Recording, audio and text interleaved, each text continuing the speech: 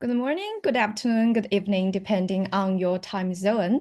Welcome to Tension, Tribunal, and Transformations, Teaching Sustainable Development Law in Turbulent Times. Thank you for joining us. My name is Yu Xishan. I serve as a fellowship officer of the Center for International Sustainable Law as a graduate of the University of Cambridge. And I will be one of your online moderators today, together with Carter Chen, engagement officer of the DemEd Global Program here in Cambridge. I will be paying special attention to insight in the roundtable today. We may write to you after this session to invite you to be featured on the social media or in future online education, only with your permission. Now, I would like to give floor to Muskan. Thanks, Yushi. Warmest of welcomes to everyone joining us. My name is Muskan Singh, and I serve as the Communications Officer at the Center for International Sustainable Development Law as your other online moderator today. I am delighted to share that over 2,400 individuals from more than 90 countries registered today for this event, and many of which will be watching this later at their time zones, the recorded version. Throughout this event, please feel free to use the Q&A function in the Zoom webinar to pose questions to our panelists and expert speakers who will be happy to engage and respond. It is an honor to now introduce Professor Dr. Marie-Claire Cordonier Segger, Chair in International Sustainable Development Law and Policy in the University of Cambridge and CISDL Senior Director, and Professor Dr. Damilola Olawuyi, who's the UNESCO Chair in Environmental Law and Sustainable Development in Hamad bin Khalifa University and CISDL Senior Fellow, who are both also chairs of International Law Association Committee on the SDGs and presidents of the fledgling Global Sustainable Development Governance and Law Association, having contributed to the founding of world's top journals in Canada and Nigeria on sustainable development law, as well as I would like to introduce Advocate Tejas, Research Coordinator of Democratizing Education for Global Sustainability and Justice program in the University of Cambridge, and who's also the CISDL Senior Manager. As the authors and assistant editor of the new textbook, Sustainable Development Law, Principles, Practices, and Prospects from Oxford University Press have kindly agreed to give the opening presentation. I would like to now pass it over to Tejas.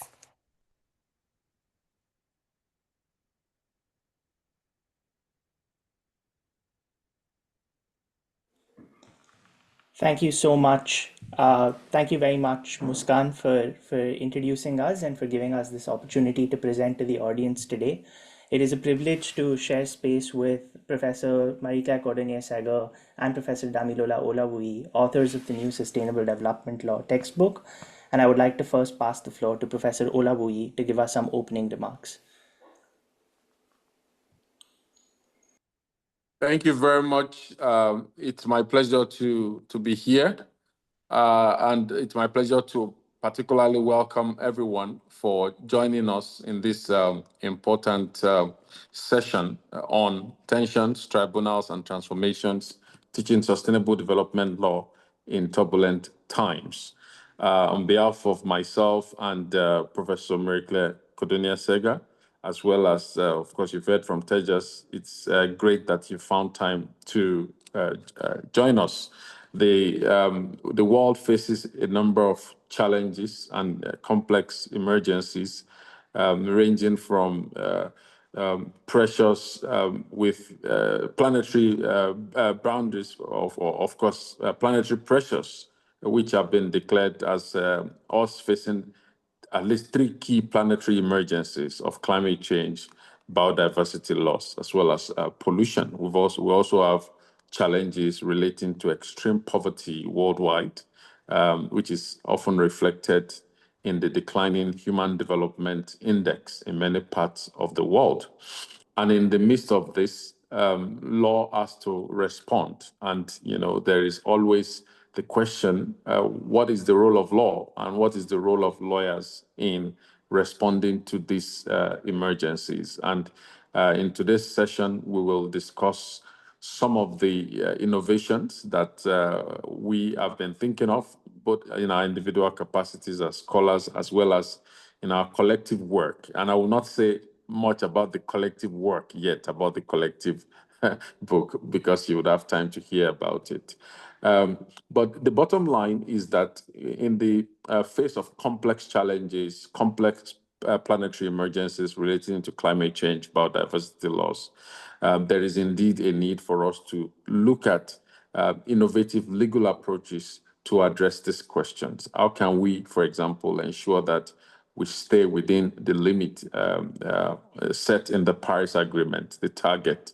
How can we, what are the legal innovations required in terms of even, apart from mitigation, in terms of disaster risk resilience and response, in terms of adaptation? How can we ensure that we restore the declining wildlife populations that studies show have declined by 73% across 35,000 populations since 1970? How can we reverse the current rate of species extinction? And these are all questions that are covered in a wide range of international instruments. So the question will then be, how do we leverage those instruments to really address these questions and concerns? And number two would be, what are the nexus, the interlinkages? The environmental problems don't stand in isolation. Environmental problems also intersect with issues relating to food insecurity, energy insecurity, and even water insecurity. And you find that in many of the already arid regions, for example, many of the countries in Africa and in the Middle East, where I do a lot of my work in Qatar, it's already an arid country. And so water is always a big issue, how to ensure that, we address water scarcity while also addressing other interrelated challenges of energy insecurity and food insecurity. For example, we have more than 295 million people across 53 countries that face acute hunger. So there is food insecurity there.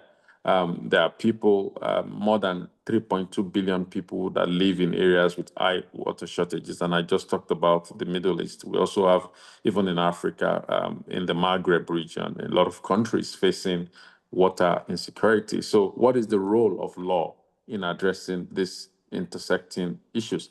And then there is the complex issue of, if we were to apply the Paris Agreement and the many other environmental instruments, then there is the issue of how do we balance that with addressing poverty? Because some of the demands of this instrument will mean, thinking of new ways, new production methods. But then how do we apply those production methods without really exacerbating poverty?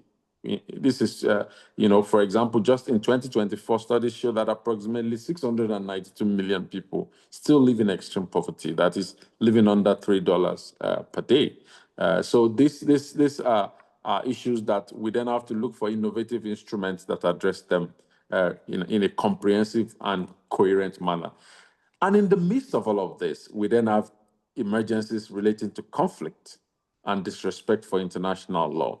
We live in an era of, as I said recently, we live in an era of, unilateralism characterized by condescension diplomacy, in which instead of, the solidarity that we need to address these global problems together, we see that a lot of countries are moving away from solidarity, rather taking unilateral actions, which may not lead us to the solutions we need. And we cannot address environmental scarcities in the midst of conflict across the world. So these are all wicked problems. And the truth is that we need coherent solutions building on international cooperation and solidarity.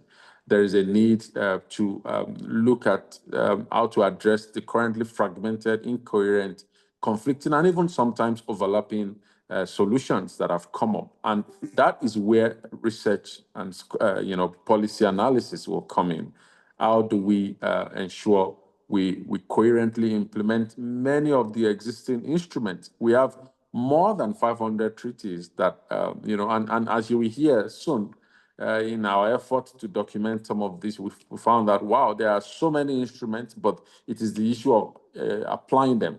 Since 1972, when we had the Stockholm Conference, we've had more than 500 instruments in environment, in social development, in economic development, addressing some of these key areas. And up until some of the recent developments, even since we then had the 2015 adoption of the UN SDGs, we've had even more instruments come up.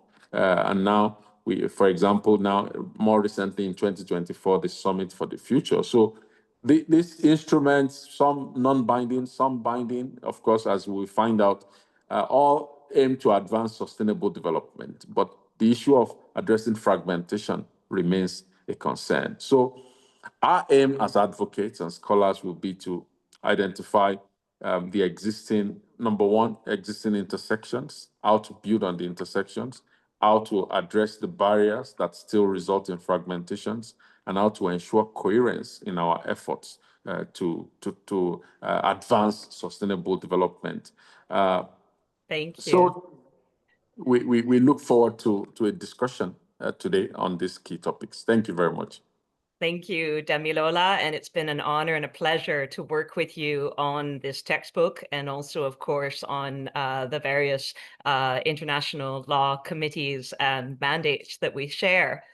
I'm picking up where Damilola left off, and I'm saying in particular, one of the tools we've been given to address that fragmentation, to address that incoherence and those challenges are, of course, the Global Sustainable Development Goals. 17 goals building on the Millennium Development Goals and the 1992-2012 Sustainable Development Policy Agenda.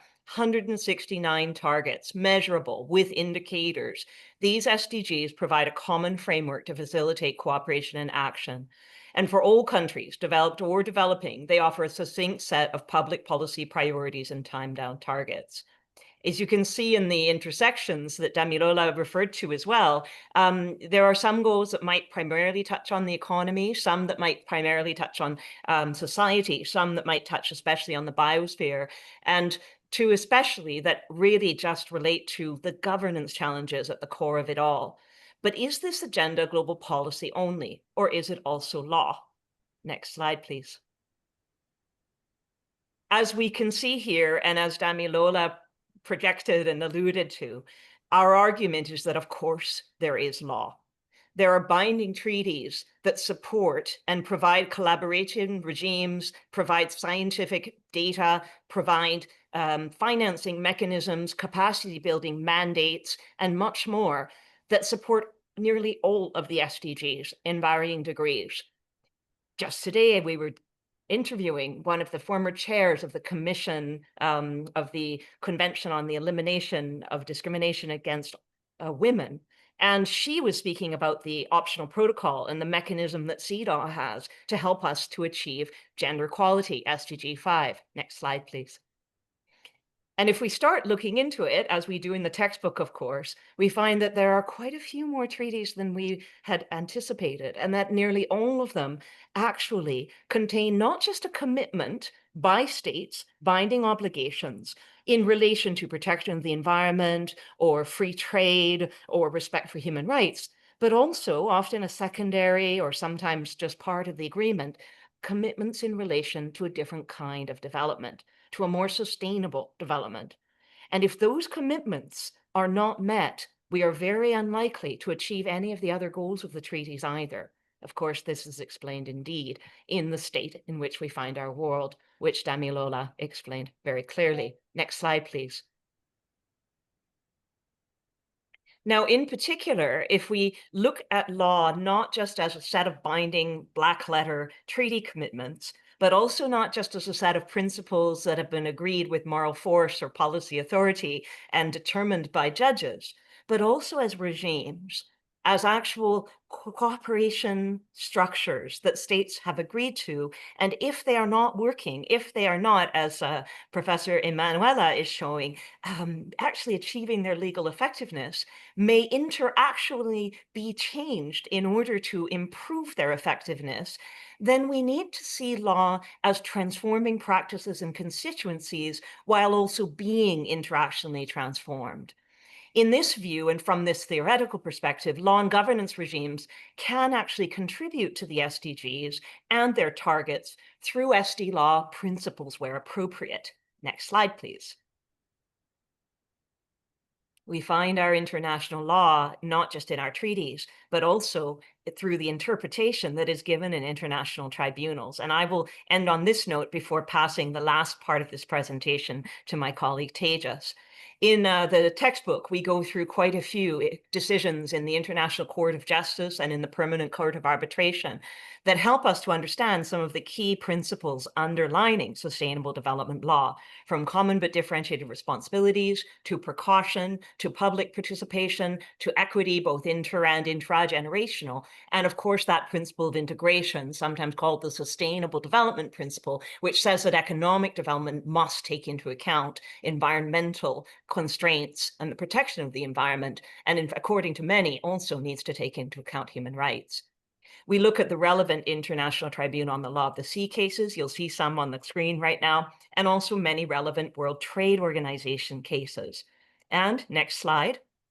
We also help to consider and walk you through some of the significant regional human rights cases, some of the relevant regional cases in, for example, the Court of Justice of the European Union or the Caribbean Court of Justice, some of the relevant international arbitration cases, as well as compliance and oversight decisions that are made in the shadow of international law by bodies such as the World Bank Inspection Panel or the UN Committee on the Rights of the Child or the Aarhus Convention Compliance Committee. Next slide, please. In all of these cases, we see an evolving jurisprudence on sustainable development, and we see decisions every day that are changing and helping to shape our understanding of not just the principles underlying sustainable development as agreed in many treaties and the Rio documents, but also some of the binding treaty provisions. In the World Trade Organization, we have guidance from cases like shrimp turtle or the new measures concerning palm oil. In ICSID tribunals, we can look at a set of different energy-related investment tribunal decisions that commit to and claim that the investor state commitments build sustainable development. Next slide, please. And we also see, of course, that in the human rights tribunals, there is an incredible space for jurisprudence that recognizes the duty of states individually and collectively to enjoy the right to development and the duty of states to ensure that development and environmental needs are met in a sustainable, fair, and equitable manner, as the African Court of Human and People's Rights have found.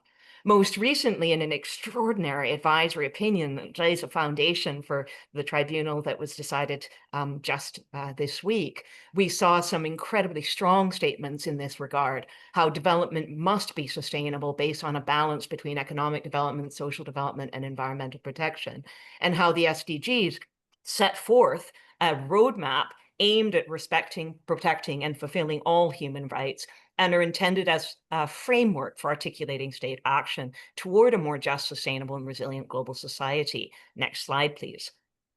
Now, the advisory opinion that we're all paying attention to today, and the one that I was asked to mention briefly, doesn't come from nowhere.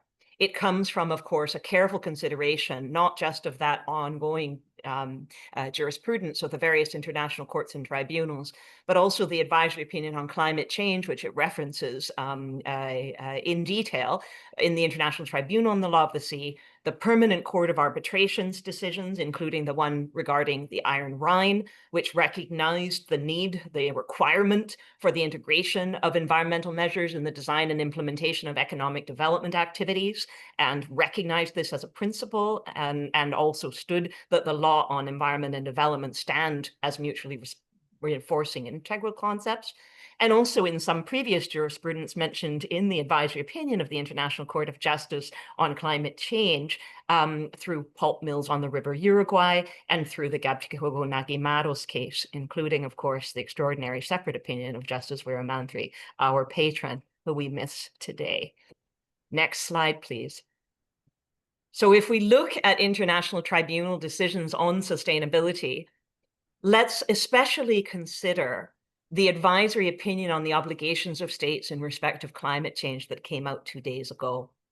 Not only does this advisory opinion recognize the Sustainable Development Principle, the one that recognizes especially the need for integration or indeed reconciliation between environment and development, but also it recognizes that this principle has been developed independently of treaties, referencing in particular the Rio Declaration, which contains the reconciliation principle, the integration principle that I mentioned, and the Sustainable Development Goals. And it is clear that in this view, in the view of the advisory opinion, the principle of sustainable development guides the interpretation of certain treaties and the determination of rules of customary international law, which include, of course, the duty to prevent significant harm to the environment, may indeed touch other customary legal principles and rules as well. This has included recognitions, which of course are based on the Paris Agreement and UNFCCC regime, to ensure that food production, for instance, is not threatened, and to enable economic development to proceed in a sustainable manner. And it also includes, of course, the clear requirement that sustainable development be furthered through close and continuous cooperation in the context of climate change. The advisory opinion recognizes, and indeed some of the judges go much further to be clear about how it recognizes in their separate opinions, the human right to a clean, healthy, and sustainable environment, which is inherent in the enjoyment of other human rights. And of course, if we go to the next slide, please, I think what is very important to be clear here is that, and I apologize for the tiny text here, the court goes on to say that binding obligations have been agreed for states parties, and that this includes especially the obligation to act with due diligence in taking measures in accordance with the progressive responsibilities. These measures may include the various provisions in the climate change treaties, but they also, under customary law, include other measures, for example, to use all means at their disposal to prevent activities carried out within their jurisdiction or control from causing significant harm to the climate system. And this also includes, of course, a duty to cooperate with each other in good faith to prevent that significant harm, which requires sustained and continuous forms of cooperation by states when taking measures to prevent this harm.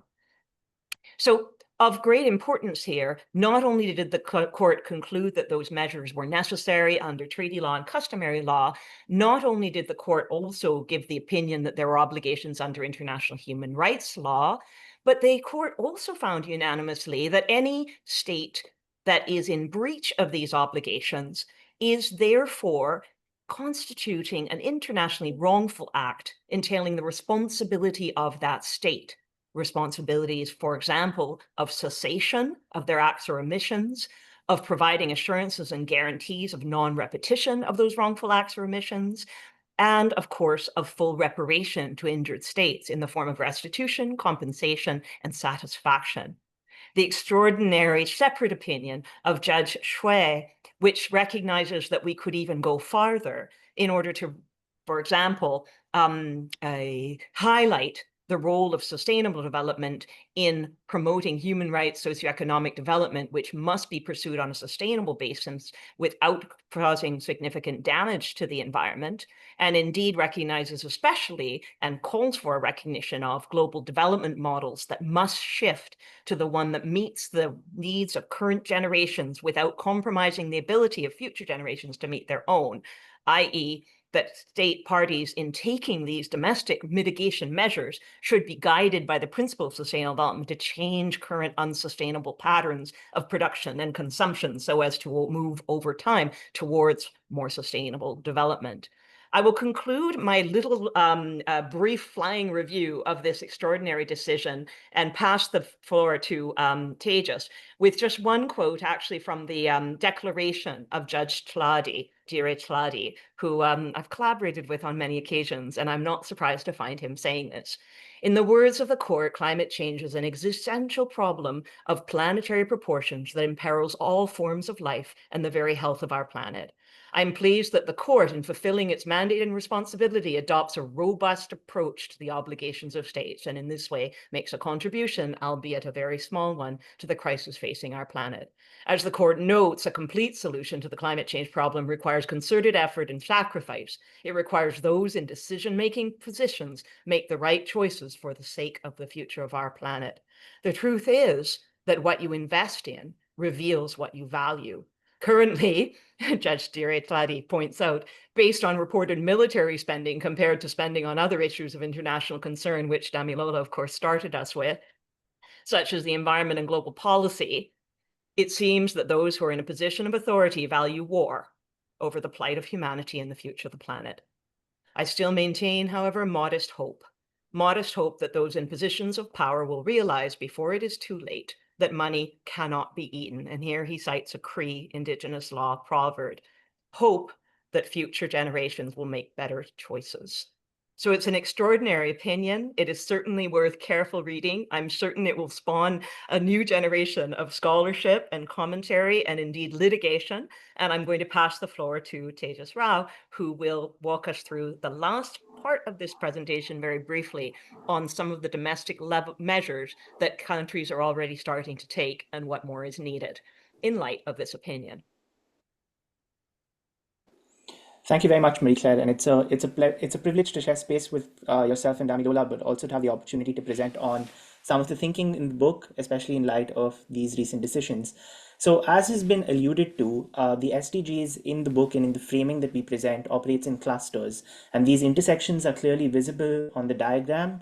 But we'd especially like to highlight that the book presents these taking into account all of the scholarship and thinking that has been advanced since the SDGs were adopted under economy SDGs, society SDGs, and biosphere SDGs as clusters of 5 SDGs working together, as well as governance SDGs working especially at the center to ensure that we advance law and action on them all. What we mean by these clusters especially is to have a think a little more carefully on the legal innovations for sustainable development that come from each of these spheres.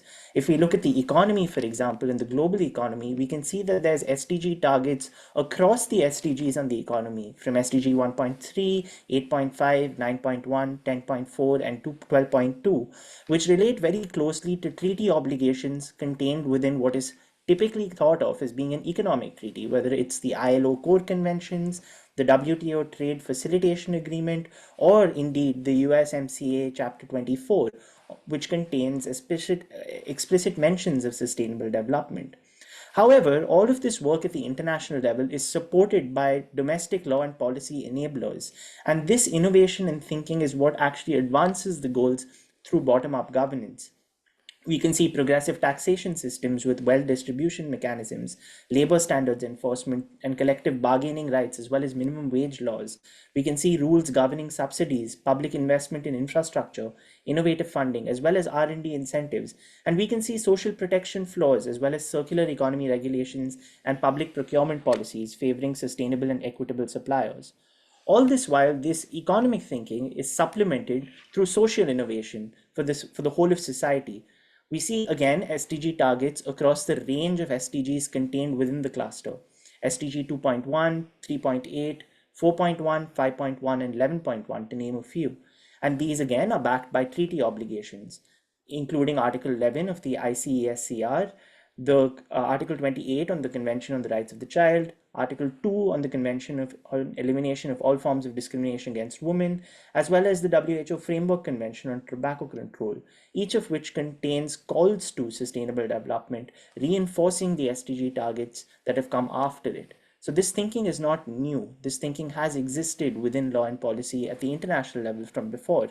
And the SDGs have given impetus to domestic law and policy enablers, including in the case of society, through universal healthcare systems, free and compulsory education laws, gender equality legislation, food security and nutrition policies and rules, as well as social housing programs. But again, this does not operate in isolation. This economy and society SDG clusters work also together with the biosphere and legal innovations for sustainable development coming from these targets, whether it's 6.1, 7.2, 13.2, 14.2, or 15.1, again, across a range of SDGs and not just the 2 or 3 that have previously been spoken about. These also come with treaty obligations, whether it's the Paris Agreement, the Convention on Biological Diversity, the United Nations Convention on the Law of the Sea, Ramsar Convention, or the Stockholm Convention on POPs. again containing references to sustainable use of its components, for example, in the case of the Biological Diversity Convention. And all of these are backed through domestic law and policy enablers and innovations therein, whether through water resource management laws, renewable energy mandates, climate change acts, marine protected area designation and innovations thereto, or environmental impact assessment requirements and integrated ecosystem management plans. However, none of these goals can be achieved in isolation without something at the center, which is where the governance SDGs especially come in. In our framing, SDG 16 and 17 act at the center of these, bringing everything together through targets including 16.3, 16.5, 6, 7, as well as 17.14. These are backed by treaty obligations that have existed long before the SDGs, including in the Charter of the United Nations, or the UN Convention Against Corruption, or the Aarhus Convention, to name a few. But we also see domestic law and policy enablers for these as well, through human rights legislation in courts, freedom of information laws, anti-corruption agencies, or public participation frameworks and integrated policy assessment tools. All of which to say that there is a growing level of innovation and industry and thinking taking place to advance the SDGs. Now, all of this thinking that we've presented so far is especially present in our new book, Sustainable Development Law, Principles, Practices, and Prospects, second edition, which was published by OUP this year. As you would have all received within the preparatory materials for today's event, as well as has been alluded to, and the reason why we're celebrating today is to especially launch this book, which conducts an in-depth exploration of international sustainable development law, covering critical topics that we've highlighted earlier. It addresses the universal challenges of sustainable development that Professor Damilola especially introduced, and it offers detailed analysis of the international treaties, legal principles, and policy instruments that we have spoken with you about so far. As a registrant, you are especially entitled and encouraged indeed to use the promotion code AUFLY30 that you can see on screen, that will also be put into the chat and will be available to you and made available to you after this event concludes, to especially benefit from having 30% off on ordering your copy of this textbook. There are also ways to participate with authoring a review, or indeed ordering a review copy for your classes in case you are preparing syllabus lists for the upcoming academic year. Please see the information that will be sent to you after this event for more information on how to do so. We are especially pleased to have this opportunity to speak with you about this textbook, and especially in light of all of the tribunal decisions that have been presented so far, this textbook will hopefully present all of this thinking in a clear, constructive manner for the years to come ahead. Professor Cordonier Segger? Thank you very much, Tejas, and thank you especially, Professor Damilola, as well, for your tireless cooperation on these issues. It is a pleasure to be launching this book today as our soft global launch online with all of you.